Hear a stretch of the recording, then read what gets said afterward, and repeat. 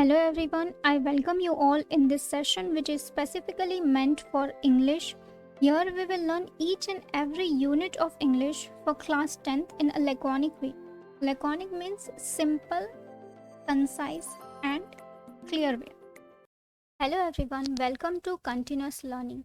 If you want to see more such learning videos, then please do like this video, share it, subscribe to my channel for daily updates.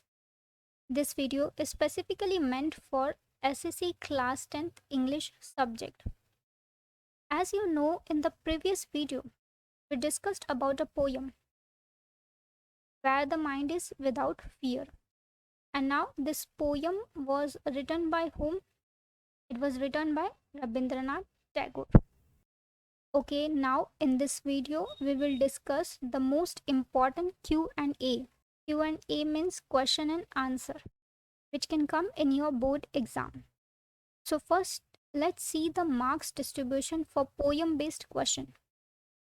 Okay, now how it will be? It will be simple factual questions, yes, which will fetch you 2 marks, and then complex factual questions also carries 2 marks. Rather than this vocabs or poetic device based questions, it will carry 1 mark. We have already seen in the previous video, we did glossary, right? In that I covered the most important ones. That vocabulary session was done. This poetic device based question was covered in that session. Okay, so let's get started with Q&A session. Q&A session means question and answer sessions. This is a English video, means Hindi plus English, so that at the end of the video you will understand each and every concept and will feel confident for the same. So now let's get started with this session. The first question is, how is the world broken into fragments? Okay, fragments मैंने आपको क्या बताया था पहले? Fragments मतलब क्या होता है? छोटे छोटे टुकड़े. तो क्वेश्चन में बोलने की बात क्या हो रही है कि कैसे दुनिया जो है छोटे छोटे टुकड़ों में बट गई है. What does this image signify? क्या बता रही है इमेज? जेंडर डिस्क्रिमिनेशन बता रही है हमें, यस. दूसरी इमेज क्या बता रही है? Disability, race, colour, national origin, religion. मतलब क्या हो रहा है इसमें? मतलब जो है बायसनेस दिखाई जा रही है डिसेबिलिटी के बेस पे, रेस के बेस पे, कलर, नेशनल ओरिजिन, लैंग्वेज के बेस पे, रिलीजन के बेस पे. ये सब बेस पे क्या हो रहा है? बायसनेस हो रही है, जिसकी वजह से क्या है, दुनिया जो है वो टुकड़ों में बट गई. तो यही बताने की इस क्वेश्चन में बात चल रही है. देखते हैं answer. The world is broken into fragments by narrow domestic walls, like differences in caste, creed, gender, color, religion and language. Okay, मैंने प्रीवियस सेशन में आपको बताया था नैरो डोमेस्टिक वॉल्स. तो एक्चुअल में क्या है, ये सब जो दिख रहा है ना, वो नैरो डोमेस्टिक वॉल्स है.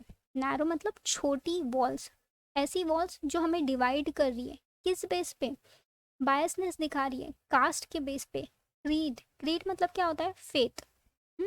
जेंडर के बेस पे, कलर के बेस पे, रिलीजन और लैंग्वेज के बेस पे. मतलब इन बेसिस पे ये नैरो डोमेस्टिक वॉल्स हमें डिवाइड कर रही है, जिसकी वजह से जो दुनिया जो है वो छोटे छोटे टुकड़ों में बट गई है. The world is broken into fragments.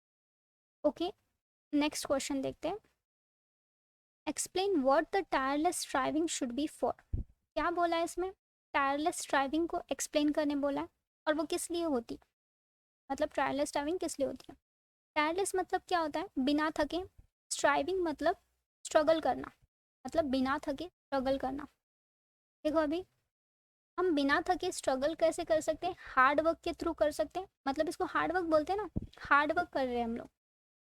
Hard work क्यों कर रहे हैं हम लोग? परफेक्शन तक पहुंचने के लिए. मतलब हमें तब तक हार्ड वर्क करना है, टायरलेसली, बिना थके हमें स्ट्राइव करना है, मेहनत करनी है, जब तक हम परफेक्शन तक नहीं पहुंच जाते. तो यही उस लाइन में बताने की कोशिश की गई है.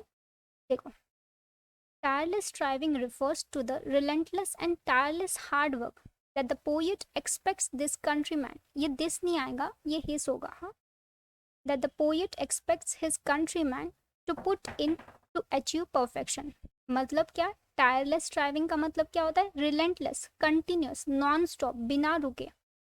एंड टायरलेस हार्ड वर्क मतलब बिना थके बिना रुके ऐसी हार्ड वर्क को टायरलेस स्ट्राइविंग बोला गया है। टायरलेस स्ट्राइविंग का मतलब क्या होता है? कंटिन्यूस, बिना थके बिना रुके हार्ड वर्क कर रहे हैं।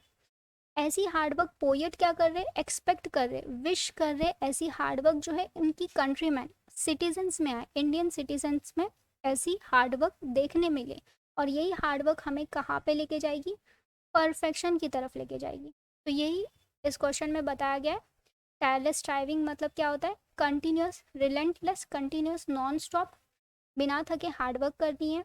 जो पोएट एक्सपेक्ट कर रहे उनके सिटीजन्स से कि वो ये हार्डवर्क को पुट इन करें जिससे परफेक्शन की तरफ हम बढ़ सके। परफेक्शन मतलब इंडिया जो है परफेक्शन का एग्जाम्पल बन सके। ओके, नेक्स्ट क्वेश्चन देखते हैं। नेक्स्ट क्वेश्चन क्या है? Where words come out from the depth of truth. मतलब क्या? वर्ड्स मतलब आपके शब्द जो है, जहाँ पे आपके शब्द जो है वो सच्चाई की गहराई से निकलते हो। इस लाइन को एक्सप्लेन करना है, ध्यान दो अभी।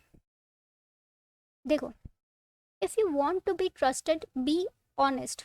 अगर आप चाहते हो कि आपको लोग, आप पे लोग ट्रस्ट करें, आप पे लोग विश्वास दिखाए, तो आपको क्या होना पड़ेगा? ऑनेस्ट होना पड़ेगा, सच्चा होना पड़ेगा।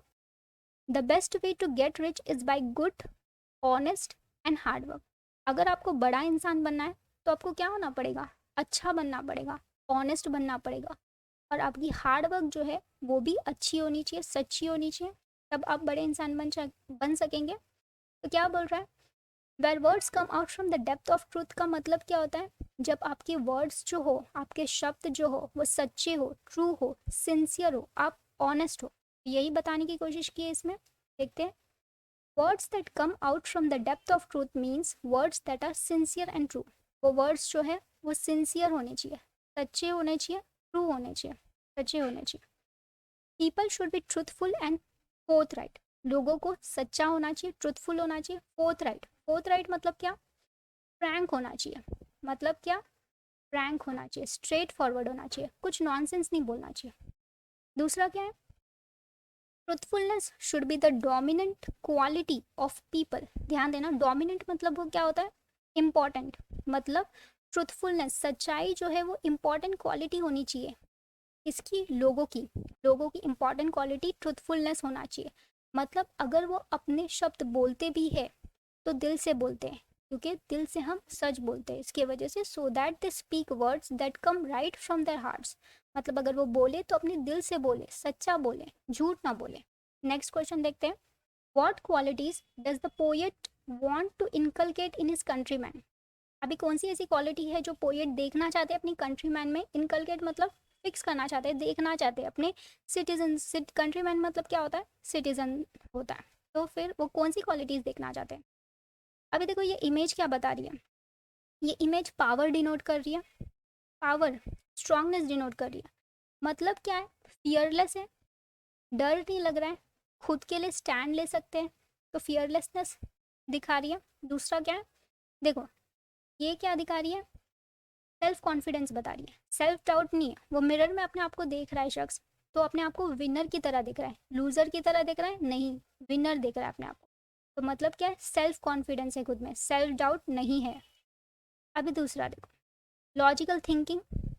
मतलब हमें लॉजिकली सोचना है, फैक्ट्स पे कंसंट्रेट करना है, सुपरस्टिशियस बिलीफ के ऊपर कंसंट्रेट नहीं करना है। हमें फैक्ट्स देखना है, उसे एनालाइज करना है, तब जाके हमें कंक्लूजन पे आना है। हमें ऐसी गलत, मतलब शॉर्टकट पे नहीं लेना है, हमें किसी चीज़ को समझना है और फिर कंक्लूजन पे आना है। तो ये सारी चीज़ें जो है पोएट हमारी सिटीजन्स में देखना चाहते हैं, कंट्रीमैन में देखना चाहते हैं। तो देखो क्या है? The poet wants to inculcate truthfulness, fearlessness, self confidence, rationality. Truthfulness मतलब क्या? सच्चाई देखना चाहते हैं। फियरलेसनेस मतलब क्या? बिना डर के सेल्फ कॉन्फिडेंस देखना चाहते हैं, सेल्फ कॉन्फिडेंस देखना चाहते हैं। फियरलेसनेस मतलब खुद का स्टैंड ले सके। रैशनैलिटी, रैशनैलिटी मतलब क्या होता है? रैशनल, अनबायस, बैलेंस्ड होना चाहिए, रैशनल होना चाहिए। लॉजिकल थिंकिंग मतलब लॉजिकली सोचो। तो ये सब चीज़ें वो अपने कंट्रीमैन में देखना चाहते हैं। ओके, नेक्स्ट क्वेश्चन पे जाते हैं। Is the poem a prayer for India alone. अभी देखो क्वेश्चन में क्या बोल रहा है, ये जो पोयम है वो एक प्रेयर जो है वो सिर्फ और सिर्फ इंडिया के लिए है, नहीं, देखो, हमने पोयम में ऐसी भी लाइंस देखी थी जिसमें पोएट ने डिस्कस किया था हेवन ऑफ फ्रीडम को।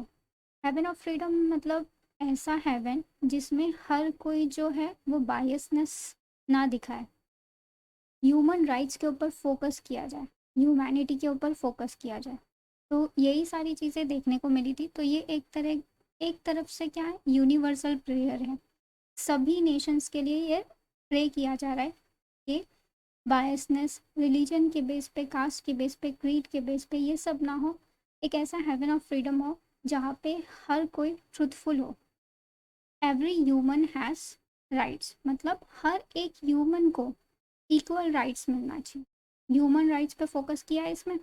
आंसर कैसा होगा, देखो, no the poem is not a prayer for India alone. ये सिर्फ और सिर्फ इंडिया के लिए नहीं है। It is a universal plea. Universal plea है। प्ली का मतलब क्या होता है, रिक्वेस्ट। रिक्वेस्ट, प्ली को क्या बोलते हैं, रिक्वेस्ट, अपील है। ये एक यूनिवर्सल अपील है, यूनिवर्सल रिक्वेस्ट है, सारे यूनिवर्स के लिए प्रे किया जा रहा है। That holds good at all time, जो कि सबके लिए ही अच्छा सोच रही है, अच्छा प्रे कर रही है। And for all nations of the world, और दुनिया में जितनी भी नेशंस है वो सभी के लिए अच्छा विश कर रही है, अच्छा होल्ड कर रही है, मतलब hold goods at all times and for all nations of the world. तो वही बोला है, no the poem is not a prayer for India alone, it is a universal plea that holds good at all times and for all nations of the world. Okay, next question देखते हैं। What should the words we speak reflect. हम जो words बोलते हैं वो क्या reflect करना चाहिए, वो क्या मिरर करना चाहिए। ट्रूथ रिफ्लेक्ट करना चाहिए, सच्चाई, हमारे वर्ड्स में सच्चाई होनी चाहिए, झूठ नहीं होना चाहिए, लाई नहीं होना चाहिए। तो वही इस क्वेश्चन में बोला है। The words we speak should reflect are truthfulness, honesty and sincerity. अगर हम सच बोलेंगे तभी ऑनेस्ट होंगे और सिंसियर दिखेंगे। तो इस कैसे हमारे वर्ड्स में क्या होना चाहिए, सच्चाई होना चाहिए, ऑनेस्टी होना चाहिए, सिंसियरिटी होना चाहिए। नेक्स्ट क्वेश्चन देखते हैं। What should people keep on widening. कौन सी ऐसी चीज़ है जो लोगों को वाइडन करने की ज़रूरत है, ब्रॉडन करने की ज़रूरत है। ध्यान देना, हमारा नज़रिया और एटीट्यूड जो है वो हमें वाइडन करना है, ब्रॉडन करने की ज़रूरत है। हमें ना मिथ या सुपरस्टिशियस बिलीफ पे यकीन नहीं करना है और फैक्ट्स पे कॉन्सेंट्रेट। और ये कब हम कर सकते हैं, जब अगर हमें कोई भी प्रॉब्लम आती है तो हम उसे एग्जामिन करें, क्या गलत है उसमें वो सब देखे, एनालाइज करें, फिर उसके बाद हम लोग कंक्लूजन पे आए, ना कि शॉर्टकट में उसी मिथ के ऊपर बिलीव करें, उसी सुपरस्टिशियस बिलीव के ऊपर यकीन करें। तो हमें क्या करना है, हमारे नॉलेज को बढ़ाना है, हमारे थॉट्स को वाइडन करना है, हमें फैक्ट्स पे कॉन्सेंट्रेट करना है, लॉजिकली सोचना है, तब जाके हम कंक्लूजन पे आएंगे। तो हमें क्या करना है, हमारे आउटलुक को वाइडन करने की ज़रूरत है। वो कैसे होगा, लॉजिकली सोचेंगे तब होगा। अगर हम ये सारी चीज़ें फॉलो करेंगे, रीज़न करेंगे कि ऐसा क्यों गलत हुआ, और अगर होता भी है तो इन्वेस्टिगेट करेंगे सारे पॉइंट्स, फिर उस पर एनालाइज करेंगे उसे, और फिर रिव्यू करके देखेंगे, तब जाके हम कंक्लूजन पे आएंगे। तो वही बोला है, देखते हैं पॉइंट्स क्या है। People should keep on widening their thoughts, मतलब हमें अपनी नॉलेज को बढ़ाने की ज़रूरत है, थॉट्स को वाइडन करना है, बढ़ाना है। और ये कब होगा, ऐसे, this can be done by abandoning all forms of superstitious belief. कब हो सकता है, जब हम अबेंडनिंग का मतलब क्या होता है, लीव करना, छोड़ना, किसी चीज़ पे गिव अप करना। मतलब किस पे गिव अप करना है, सुपरस्टिशियस बिलीफ और ऑर्थोडॉक्स पैटर्न, जो ओल्ड ट्रेडिशनल रिचुअल और कस्टम होती है, जो गलत है, खराब है, जो आपको पीछे लेके आ जाएगी। तो उसे उस पर गिव अप करना है, उसे छोड़ देना है, तब जाके हम लॉजिकली सोच पाएंगे। अगर हम यही सुपरस्टिशियस बिलीफ के अंदर ही रहेंगे तो हम कंफ्यूज हो जाएंगे और हम कभी भी लॉजिकली सोच नहीं पाएंगे। तो इस पे गिव अप करने की ज़रूरत है, तब जाके हम लॉजिकली सोच पाएंगे। वही बोला है, people should keep on widening the thoughts, हमें अपने थॉट्स को वाइडन करना है, नॉलेज को बढ़ाना है। और ये कब हो सकता है, this can be done by abandoning all forms of superstitious belief and orthodox patterns that come in the way of logical reasoning. Next question पे जाते हैं। From what darkness of night should a nation awaken. Darkness मतलब क्या होता है, अंधेरा, night मतलब रात। मतलब ऐसी कौन सी डार्कनेस ऑफ नाइट है, ऐसा कौन सा अंधेरा है जिससे नेशन को जगाना है। सबसे पहले ये पोयम जो है वो प्री इंडिपेंडेंस एरा की है, मतलब तब हम जब जब ये पोयम लिखी गई थी तब हम ब्रिटिशर्स के क्लचेस में थे। तो सबसे पहले तो स्लेवरी ऑफ ब्रिटिश रूल, इससे निकलना है, ये सबसे बड़ा अंधेरा है। दूसरा, हमें सुपरस्टिशन पे बिलीव नहीं करना है, से नो टू सुपरस्टिशंस। हम इस पे बिलीव नहीं करेंगे और लॉजिकली सोचेंगे तभी आगे बढ़ पाएंगे। सुपरस्टिशंस जो है वो एक डार्कनेस है जो हमारी लॉजिकल रीजनिंग के बीच में आ रहा है, तो इसे भी हटाना है। नेक्स्ट, हमें बायसनेस जो कि रेस, कलर, क्रीड, रिलीजन के बेस पे होती है उसे हटाना है। मतलब हमें बायसनेस जो है, प्रेजुडिस जो है, ये सब चीज़ों को हटाना है, तब जाके हम जो है वो अच्छा सोच सकेंगे। तो वही बोला है, our nation should awaken from the darkness of slavery of foreign rule. सबसे पहले स्लेवरी ऑफ फॉरेन रूल से निकलना है, ये एक डार्कनेस है। ऑफ सुपरस्टिशियस बिलीव्स, सुपरस्टिशन पे बिलीव नहीं रखना है। अभी भी रूरल एरियाज में सुपरस्टिशन के ऊपर लोग बिलीव करते हैं ना, तो ये सब चीज़ों को नो बोलना है, ये सब चीज़ों से हटना है, तब जाके हम जो है कॉन्सेप्चुअली सोच पाएंगे, लॉजिकली सोच पाएंगे और कुछ सही डिसीजन ले पाएंगे। तो हमें जो है सुपरस्टिशियस बिलीव्स पे यकीन नहीं करना है।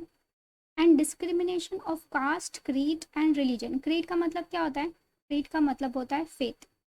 ओके, डिस्क्रिमिनेशन जो होता है कास्ट के बेस पे, फेथ के बेस पे, रिलीजन के बेस पे, ये भी एक बड़ा डार्कनेस है जिसे हटाने की ज़रूरत है। जब हम ये सारी डार्कनेस को हटा देंगे तब हम एक ऐसे हेवन ऑफ फ्रीडम की तरफ जाएंगे। हमारा इंडिया जो है ऐसे हेवन ऑफ फ्रीडम की तरफ लीड करेगा जहाँ पे हर एक, एवरीवन क्या करेगा? एंजॉय करेगा फ्रीडम को। कौन सी फ्रीडम को? Social, physical, mental and intellectual freedom को। जब हम ये सारे डार्कनेस को हटा देंगे तभी हम ये हेवन ऑफ फ्रीडम को अचीव कर पाएंगे। तो social, physical, mental and intellectual freedom के लिए हमें ये डार्कनेस को हटाना होगा। अभी ध्यान दो, सोशल फ्रीडम क्या होता है? सोसाइटी में हर एक को इक्वल राइट मिलना चाहिए, बायसनेस नहीं होनी चाहिए।